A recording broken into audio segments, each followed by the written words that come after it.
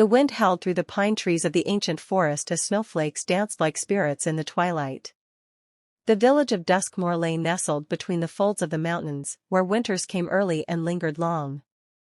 For most villagers, the deep woods were a place to be feared, a haven for beasts and phantoms.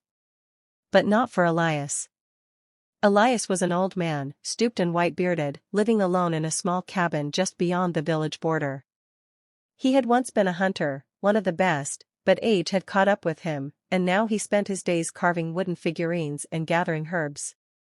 One icy morning, as he trekked through the snow-laden woods in search of frost root, a rare herb needed to treat fever, he heard a sound. A low, anguished whimper. Elias paused, heart tightening.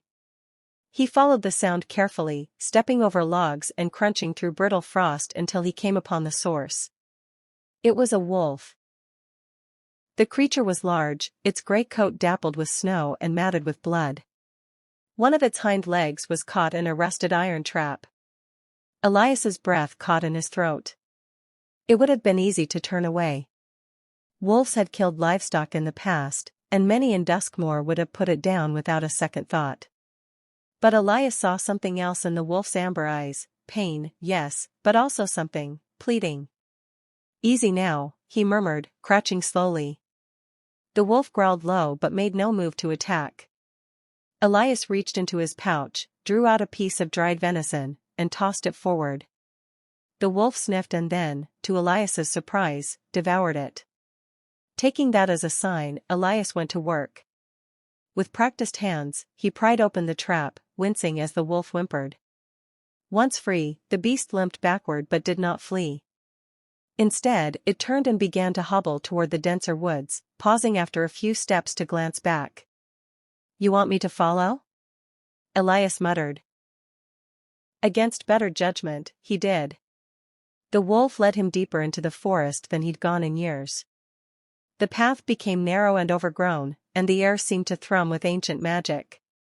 Finally, they arrived at a hollow beneath a fallen tree. The wolf let out a soft yip. From the shadows emerged two tiny cubs, barely able to walk. Elias's eyes widened. But then he saw what was behind them. A figure. Human-like, but not. Its skin shimmered like ice, and its eyes glowed with an eerie light. It was female, beautiful and terrifying, a creature of old legends. A spirit of the forest. Elias staggered back, heart racing. The tales had spoken of such beings, the guardians of wild places. Few had seen them. Fewer still had lived to tell of it.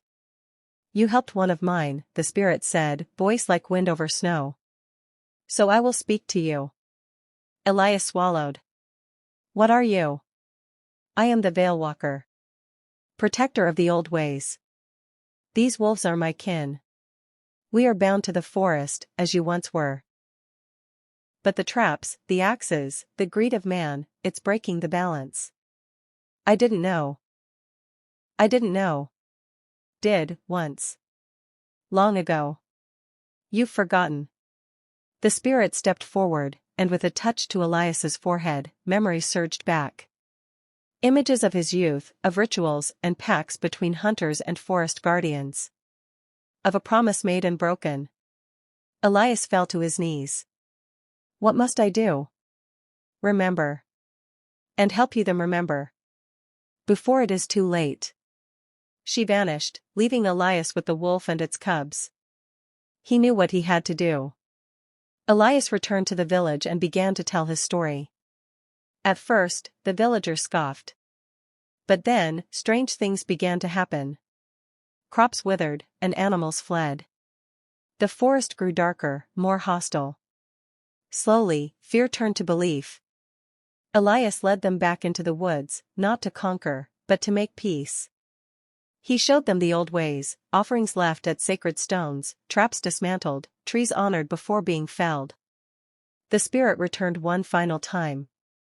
"You have remembered. So we will forgive. But stray again, and you will not receive another warning." The balance was restored. And from then on, the people of Duskmore lived with the forest, not against it. And Elias, the old man who once hunted, became the forest's greatest guardian.